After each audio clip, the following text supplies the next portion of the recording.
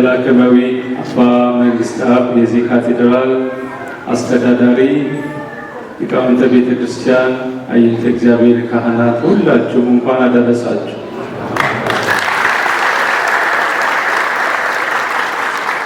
ዛሬ እግዚአብሔር ፈቃድ የአስተዳዳሪና የዋና ጸሐፊ የማስተዋወቅ መርሃ ግብር ስለነበረ ሰዓቱ ትንሽ ረፈድ ብለዋል። ስለዚህ እኔ ትንሽ መልእክት አስተላልፌ አበቃለሁ። የተወደዳችሁ ምዕመናን ምዕመናት፣ ቅዱስ ጳውሎስ በአንደኛ ቆሮንቶስ ምዕራፍ 14 ከቁጥር 40 ላይ ሁሉ ነገር በአግባብና በስርዓት ይሁን፣ ሁሉም ነገር በአግባብና በስርዓት ይሁን፣ ሁሉም በመጠን ይሁን ይላል። ቤተክርስቲያናችን ስንዱ እመቤት የተባለችበት በመጀመሪያ በ325 ዓመተ ምህረት በኒቅያ ጉባኤ 318 ሊቃውንት የደነገጉት ቀኖና፣ የሰሩት ስርዓት፣ የሰጡን ሕግ ቤተክርስቲያኒቱ በሕግና በስርዓት ቀኖና ኑሯት፣ ስርዓት ኑሯት፣ ይልቁንም የማይለወጥ የማይሻሻል ዶግማን ጭምር እነዚህ ሊቃውንቱ በሶስት ጉባኤያት ጉባኤ ኒቅያ፣ ጉባኤ ቆስጥንጥንያ፣ ጉባኤ ኤፌሶን በእነዚህ ሶስት ጉባኤያት ስርዓትን ሰርተው ቀኖናን ሰጥተውናል። ቤተክርስቲያኒቱ እስከ 1600 ዘመን በእስክንድርያ ቤተክርስቲያን በ111 ሊቃነ ጳጳሳት ስትመራ ቆይታ ምናልባት በ52 ዓመተ ምህረት ይመስለኛል የመጀመሪያ ቅዱስ ፓትርያርክ ብፁዕ ቅዱስ አቡነ ባስልዮስ ተሹመው ከዛ በፊት 5 ጳጳሳት ከዛ ቀጥሎ ብፁዕ ቅዱስ አቡነ ባስልዮስ የመጀመሪያ ፓትርያርክ ተሹመው ከዛ ጊዜ ጀምሮ ወደ 6 ቅዱሳን ወብፁዓን ፓትርያርኮችን የኢትዮጵያ ቤተክርስቲያን ሹማ ብዙ ሊቃነ ጳጳሳትን ከየክፍለ ሀገሩ ወይም ከየአካባቢው በቋንቋ ማገልገል የሚችሉትን ሊቃነ ጳጳሳትን ሹማ በዚህ አይነት ስርዓት ተሰርቶ የኢትዮጵያ ኦርቶዶክስ ቤተክርስቲያን ከሌሎች ዛሬ እንዳሸን በፈሉ በኢየሱስ በጌታ ስም የሚንቀሳቀሱ ብዙ ሃይማኖቶች አሉ። ከዚህ የሚለያት ቤተክርስቲያኒቱ በሕግና በስርዓት አንድ ቅዳሴ፣ አንድ ማህሌት፣ አንድ ሰዓታት ስብሐት እግዚአብሔር ይባላል። ይሄ ሁሉ ስርዓት ስብሐት እግዚአብሔር አገልግሎቱ በሀገር ውስጥ በውጭም ሀገር ተመሳሳይ ነው። እንደገናም ደግሞ የስልጣን ተዋረዱ እርከኑ ከቅዱስ ፓትርያርኩ ጀምሮ 3 የክህነት ማዕረጋት አሉ። ጵጵስና፣ ቅስና፣ ድቁና ተብሎ በእነዚህ 3ቱ የክህነት አሰጣጥ አለ። የክህነቱ አገልግሎት ተመሳሳይ፣ የቅዳሴው አገልግሎት ተመሳሳይ ሆኖ ቤተክርስቲያኒቱ አሃቲ አንድ ተብላ እንድትጠራ ያደረጋት ይህ ቀኖና፣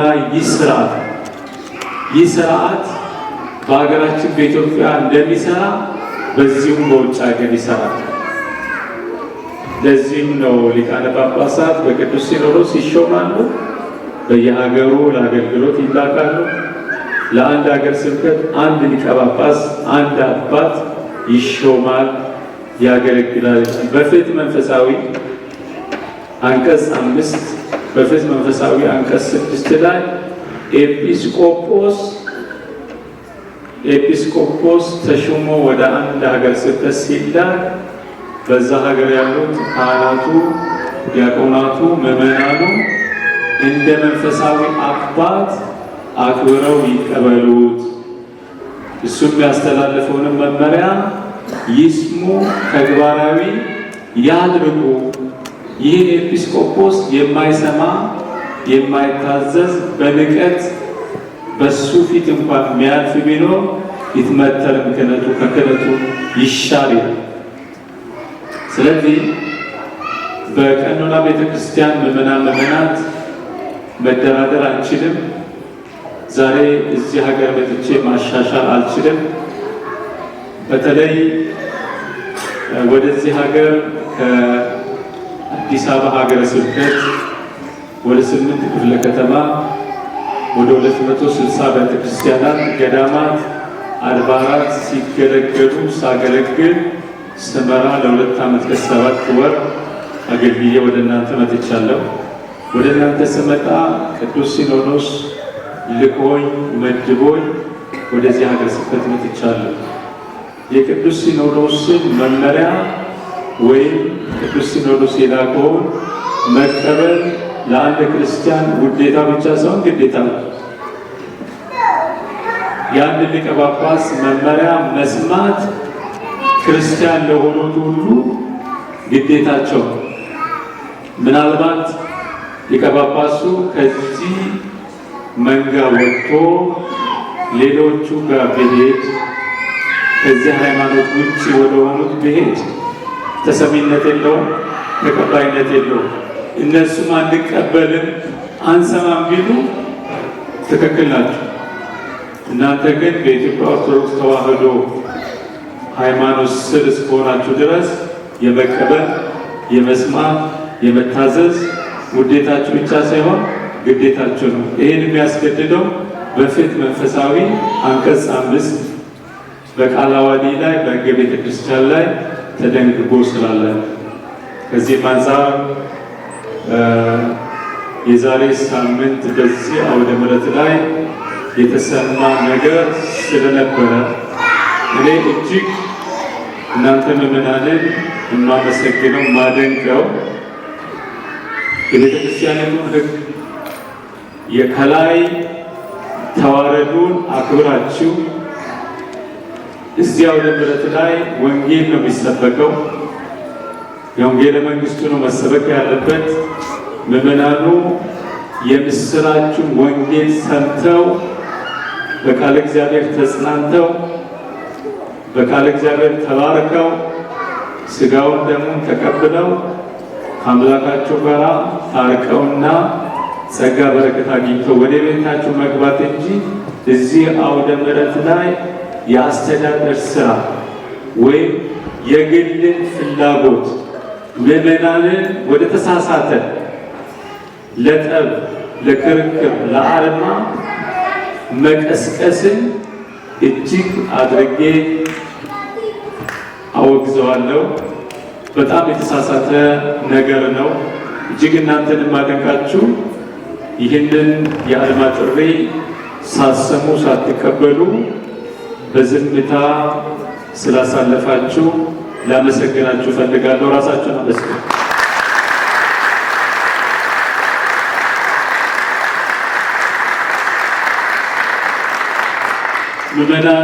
ምዕመናት ጆሐንስበርግ መድኃኔዓለም ቤተ ሙከራ መሆን የለበትም። የጠብ የክርክር መነሻ ወይም ጠብ በሁለት ጊዜ ይመስለኛል ከዚህ በፊት እዚህ አውደ ምሕረት ላይ ከፍተኛ ውዝግብ በአንድ ስራ አስኪያጅ የተነሳ ስማቸውን አልጠቅስም፣ እሳቸው ይነሳሉ አይነሱም በሚባል ህዝቡ ለሁለት ተከፍለው እንደገና በአንድ ብፁዕ ሊቀ ጳጳስ ይነሳሉ አይነሱም በሚል ህዝቡ ለሁለት ተከፍሎ ከፍተኛ ውዝግብ ጭቅጭቅ እንደነበረ እኔ የሲኖዶስ አባል ሆኜ ይሰማ ነበረ። ቋሚ ሲኖዶስ ሆኜ የእናንተ የዚህ ሀገር ጉዳይ አጋጥሞኝ አይቻለሁ። ነገር ግን በዛን ሰዓት በተደረገው ውዝግብ ወይም በተነሳ አለመግባባት ብዙ ምዕመናን ይህን ቤተክርስቲያን ጥለው እስከዛሬ ድረስ ቤታቸው የተቀመጡ እንዳሉ ሰምቻለሁ። ብዙዎች ተስፋ ቆርጠው ሸሽተዋል። ስለዚህ በእንዲህ አይነት ጭቅጭቅ በግል ፍላጎት፣ በግል ጥቅም ወይም ደግሞ በግል ስልጣን ምዕመናንን ለጠብ ለአድማ መቀስቀስ ትክክል አይደለም። ቤተክርስቲያኒቱ የአስተዳደር እርከን አሰራር አለ። የአስተዳደር ስራ እዚያ ወደ ምለት ለመነገር የለበትም። የአስተዳደር ስራ አንድ ሰራተኛ ከአንድ ቦታ ወደ ሌላ ቦታ መዛወር ግዴታው ነው። በቃለ ዓዋዲ አንቀጽ 60 በቃለ ዓዋዲ አንቀጽ 61 እና 63 ላይ አንድ ካህን ወይም ዲያቆን ከጠቅላይ ቤተ ክህነት ጀምሮ እስከ አጥቢያ ድረስ የሚያገለግሉ ካህናት፣ ዲያቆናት፣ ሌሎች የቢሮ ሰራተኞች ይላል ደሞዝ ማግኘት፣ እድገት ማግኘት መብታቸው እንደሆነ ሁሉ መዛወርም ደግሞ ግዴታቸው ነው ይላል። በዚህ አንቀጽ ላይ በተደነገገው መሰረት ከዚህ የነበሩት ጸሐፊ ለቦታው ሲያገለግሉ ነበረ። ደክመዋል፣ ሰርተዋል፣ ብዙ ጊዜ እናንተን አገልግለዋል። ነገር ግን ቦታው ላይ ለውጥ ስለሚያስፈልግ የተሻለ ስራ እንዲሰራ ስለተፈለገ በሰሩት እና በሚሰሩት አገልግሎት ግምገማ ተደርጎ ስራው በበለጠ ውጤታማ እንዲሆን ለውጥ ስለሚያስፈልገው በራሴ ግምገማ አድርጌ የዚህ ቤተክርስቲያን ወይም የቤተክርስቲያኒቱ ሊቀ ጳጳስ እንደመሆኔ እዚህ ቦታ ወደ ፕሪቶሪያ አመራው ቅድስት ኪዳነ ምሕረት ከጸሐፊነት ወደ ጸሐፊነት ዝውውር ተደርገዋል። የተደረገው ዝውውር እንጂ እገዳ አይደለም። ነገር ግን እዚህ ቦታ ላይ የተባለው ታገር የሚል ከአንድ ካህን ሐሰት መናገር የማይገባ ታገር የሚል የማሳሳቻ ንግግር ተናግረዋል። በመሰረቱ አንድ ሊቀ ጳጳስ አንድን በስሩ ያሉትን ካህናት፣ ዲያቆናት በሕግና በስርዓት ካልሰሩ ቅድም በጠቀስኩት አንቀጽ 60 አንቀጽ 61 ንዑስ ቁጥር 1 አንቀጽ 61 ላይ በተደነገገው መሰረት ማገድ ብቻ አይደለም፣ ከቤተ ክርስቲያን የማሰናበት ሙሉ ስልጣን ሊቀ ጳጳስ አለ። ሊቀ ጳጳሱ ዝውውር አደረጉ፣ አገዱ፣ ከቤተ ክርስቲያን አሰናበቱ። እናንተን በጭራሽ አይመለከትም፣ ምዕመናንን አይመለከትም፣ ስልጣናቸው አይደለም። ከዚህ በኋላ የሊቀ ጳጳስ ስልጣን ድርሻ ምዕመናን በሚገባ ቃለ ዓዋዲ እናስተምራቸዋለን። ምዕመናንን በማይመለከታቸው በማያገባቸው ውስጥ እንዲገቡ እንዲሳሳቱ የተሳሳተ መረጃ በመስጠት በማደናገር ሰላማቸውን እንዲያጡ በሃይማኖታቸው ተስፋ እንዲቆርጡ ሲደረግ የነበረው ከዛሬ ጀምሮ ይቆማል፣ አይሰራም፣ ተቀባይነት የለውም። ስለዚህ ምዕመናት ሰላማችሁ እንዲጠበቅ እንፈልጋለን። ምክንያቱም ብዙ ነገር አልፋችሁ ከጋንጊስተር ማጅራት ከሚመጣ ገንዘባችሁን ከሚዘርፍ በውጣ ውረድ በዚህ ሀገር እንዴት እንደምትኖሩ እናውቃለን። ስንት ውጣ ውረድ አልፋችሁ ቤተሰብ ትረዳላችሁ፣ ልጆች ታሳድጋላችሁ። ከዛም አልፎ ከሞት ያተረፋችሁን እድሜና ጤና የሰጣችሁን ወረታችሁን ያለመለመውን እግዚአብሔርን ለማምለክ ለማመስገን ለመማፀን እዚህ ወደ መማፀኛ ከተማ ወደ ቤተክርስቲያን ስትመጡ የተሳሳተ መረጃ በመስጠት በማደናገር እኔ በግሌ እንዲሆንኩ ብዬ መናገር አልችልም፣ አይፈቀድም። እናንተም ጥሩ አድርጋችሁ መልስ ሰጥታችኋል፣ አንሰማም ብላችኋል። እጅግ አድርጌ አመሰግናችኋለሁ።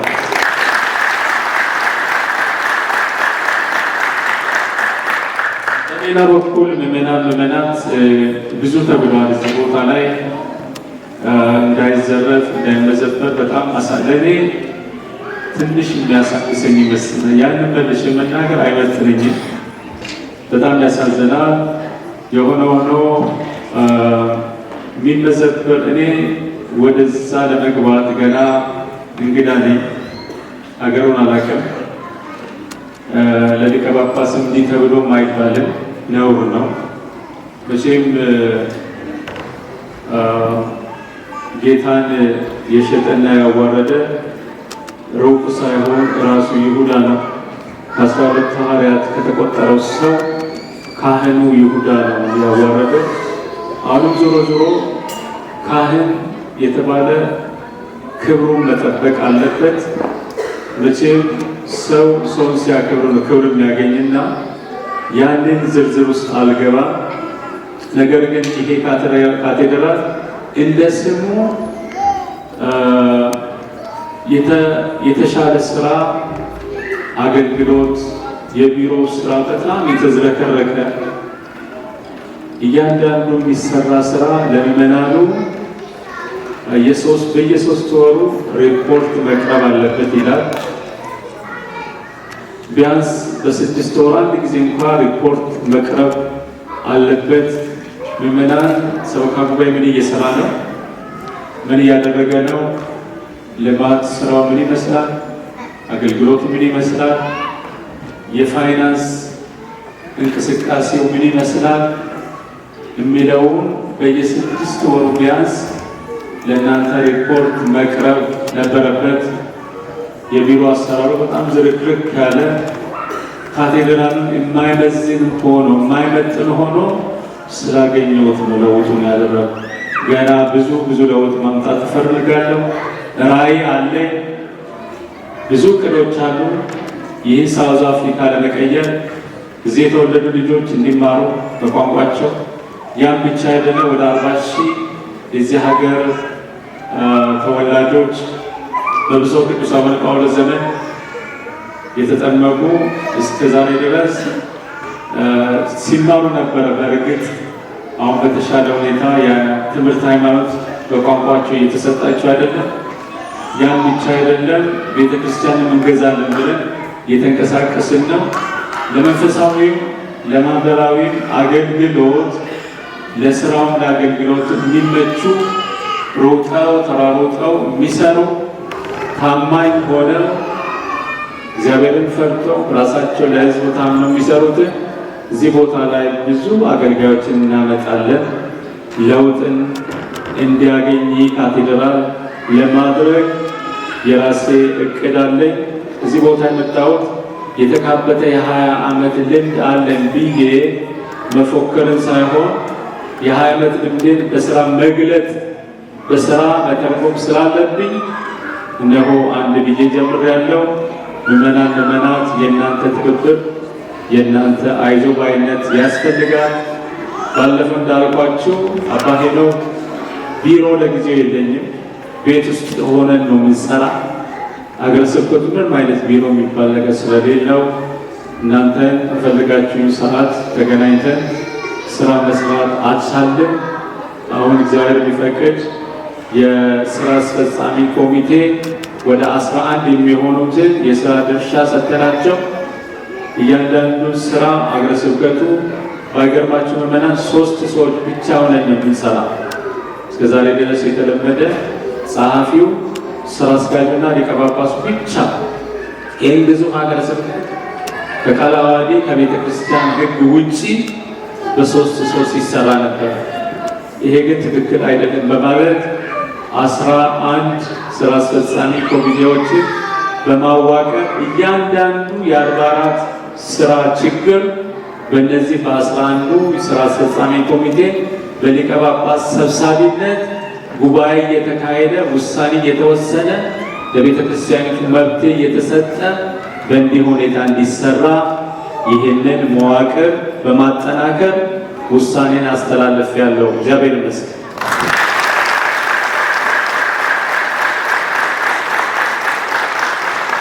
ስለዚህ በሌላ በኩል ሁለት ነገሮችን ማለት እፈልጋለሁ። አንደኛ ማህበረ ካህናቱ ክብራቸው ሊጠበቅ ይገባል።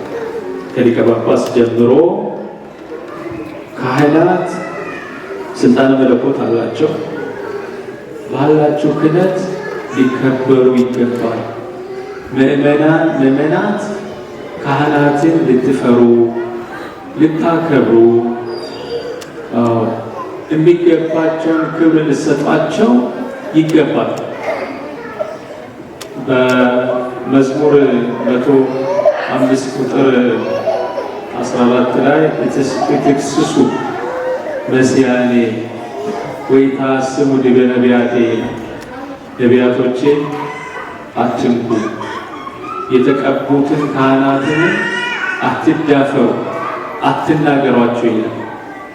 ትንሽ እዚህ አካባቢ የታዘብኩት ነገር ድብልቅልቅ ያለ ነገር አለ። ካህናትና ምዕመናንና ካህናት መካከል አለመከባበር እጅግ የተሳሳተ አሰራር አለ። አንደኛ ካህናት ክብራቸውን ጠብቁ፣ በመጠን ኑሩ። በመጠን ልትኖሩ፣ ክብራቸውን ልትጠብቁ፣ ራሳቸውን ልታስከብሩ ይገባል። ምዕመናንን በዛው ልክ ካህናትን መፍራትና ማክበር አለባቸው። ይሄ ለወደፊት ውስጥ የምንሰራው ስርዓት አለ። የጎደለ ነገር አለ፣ የተዝረከረከ ነገር አለ። እንዲህ ዝም ብሎ ያለ ስርዓት መሄድ አይቻልም። ወይ እዚህ ሀገር እኖራታለሁ ወይ ትቼ እሄዳለሁ። የተደበለቀለቀ የተበላሸን አሰራር ግን አይቼ መታገስ አልችልም። ዝርዝር ውስጥ መግባት አልፈልግም። ለካህናቱ የሚሰጥ ትምህርት ተኖሮት የሚባል አለ። አጫጭር ኮርሶችን እንሰጣለን። ካህናት የራሳቸውን ክብር የራሳቸውን መስመር መያዝ አለባቸው። ምዕመናንን በዛ ልክ መጠናቸውን ልካቸውን ለንስሐ ሲሆን ስትቸገሩ ለኑዛዜ ቀረቡ።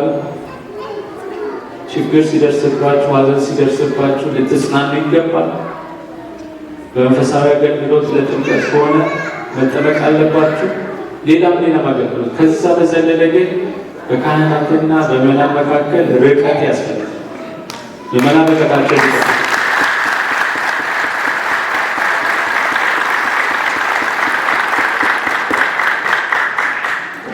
ስለዚህ በአባ ሄኖክ ዘመን የተዝረከረከ አሰራር አይኖርም። ጀምሬያለሁ፣ አንድ ብዬ ጀምሬያለሁ። 6 ወር ሳጠና ነበረ። ጥናት አሁንም አላለቀም፣ የሚቀሩት አሉ። ከዚህ በኋላ ግን ጅራፍ ይዤ ተነስቻለሁ። ይህ ጅራፍ ማንን እንደሚገርፍ አላውቅም። ካልሆነ ጅራፌን ጠቅልዬ እዛው ሲኖዶስ እመልሳለሁ። ጅራፉ ሲነሳ የሚያኮርፋለ፣ የሚያለቅሳለ፣ ጎራ የሚፈጥራለ። ይፍጠር፣ ምን ይመጣል? ስለዚህ ምዕመናን እናንተ እንድትጠቀሙ ከዚህ በረከት አፍሳችሁ እንድትሄዱ እንጂ ተረግማችሁ እንድትሄዱ አልፈልግም። የአባት ሐዘን ጥሩ አይደለም። በማንም ላይ ማዘን አልፈልግም። በማወቅም ባለማወቅም ጥቂት ምዕመናን በተሳሳተ መንገድ ሊቀ ጳጳስን መመሪያ ባለመቀበል እንቅስቃሴዎችን አይቻልም። ትክክል አይደለም። አልፈርድባችሁም። ስለማታቆኝ አታቆኝም። እንግዳ ነኝ። እንግዳ በሆነም ግን ሊቀ ጳጳስን ለማወቅ ብዙ ትርጉም የሚያስፈልጋቸው አይመስለኝም። አንድም ሊባልላችሁ ሊገባ አይመስለኝም። ብፁዕ አቡነ ሕርያቆስ አገልግሏል። የብፁዕ አቡነ ሕርያቆስ ስልጣንና የአባ ሄኖክ ስልጣን እኩል ነው። ሊቀ ጳጳስ አንዱ ሊቀ ጳጳስ እወዳለሁ፣ አዲስ የመጣውን አልወድም። እንዲህ አይነት አስተሳሰቦች አሉና በተለይ ሴቶች፣ እናቶች ይህን አስተሳሰብ አስተካክሉ።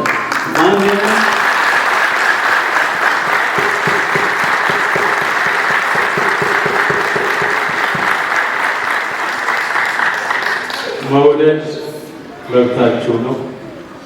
ነገር ግን ማበላለጥ ግን አትችሉም። ሁሉም ስልጣኑ አንድ ስለሆነ፣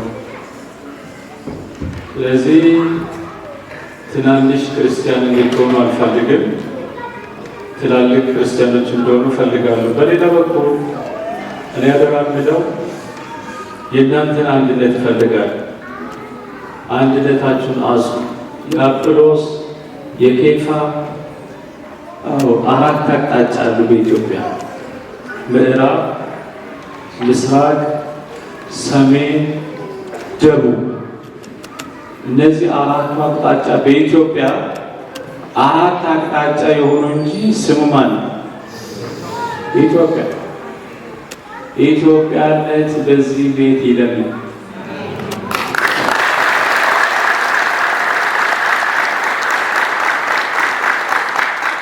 አዲስ አበባ ላይ ትናንሽዬ ቦክስ ትንሽዬ ሳጥን ውስጥ 5 ነው 6 ብሔሮች ተከፋፍለው አገኘዋቸው። እነዚህ ቄሶች ናቸው። ከዛ በኋላ የተቸገርኩበት ነገር ቢኖር እነዚህ 6ቱን ጎራዎች መሀል ገብቶ መስራት ማለት በጣም ከባድ። አንዱ ወደ ቀኝ ስትሉ ወደ ግራ ይጎትታቸዋል። የአንዱን ችግር ልትፈቱ ስትሉ አንዱ ያመልጣቸዋል። ተልባ በሉት፣ እንደ ተልባ ያማለች። በእንዲህ ሁኔታ ተከፋፍለው መሀል ላይ ማዕከላዊ ሆኜ ብዙ ዋጋ ከፍያለሁ። እንዳያሙኝ ኢትዮጵያዊ እንዳይከሱኝ ከአንዱ ጎራ ውስጥ መሀል ላይ ሆኜ ለክስም ለወቀሳ ሳልመች፣ ነገር ግን ለችግራቸው መብቴ ሆኜ 2 ዓመት ከ7 ወር ቆየሁ። አዲስ አበባ ላይ 6 ወር መቆየት ከባድ ነው። እዛ ላይ የሚያግዝ አካል የለም። እናንተ እንኳን ከአዲስ አበባ አንጻር ሲታይ ትንሽ ነው ያገር፣ እናንተም ብዙ አይደላችሁምና እናንተን አንድ ማድረግ አይከብድም። አሁንም አንድ ናችሁ።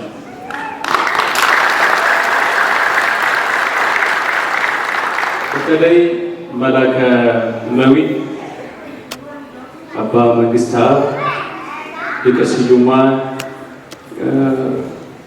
መምህር ምትኩ አደራ ብላችሁ የዚህ ምዕመናንን አንድነት አጽንታችሁ አጠንክራችሁ ህዝቡ ሳይከፋፈል የመከፋፈል መንፈስ ሁሉ ሳይሰማ እስከ መጨረሻ ድረስ በልማት ሊገዛ የታሰበው ቤተክርስቲያን አንድ ሆኖ እንዲገዛ አጠንክራችሁ እንድትሰሩ አደራ ማለት ፈልጋለሁ።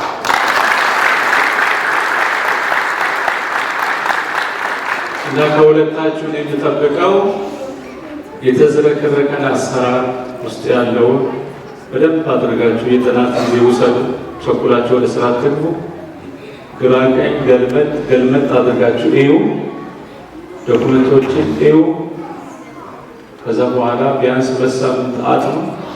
ከዛ በኋላ ለውጥ እንድታመጡ በህግ በስርዓት በቃለ ዓዋዲ መሰረት ይሄ ካቴድራሉ አሰራሩ ጥሩ ሆነው እግዚአብሔርን በሰውም የሚያስመሰግን ስራ እንዲሰሩ አደራ ማለት እፈልጋለሁ። አሁንም ምዕመናት የኔ በር 8 ሰዓት የተከፈተ ስለሆነ ቅሬታ ያላችሁ፣ ያኮረፋችሁ፣ ያማችሁም ካላችሁ እኔ ያማችሁ ካለ አምቻችሁ ከሆነ ስለዚህ ነውና ውይይት እናድርግ።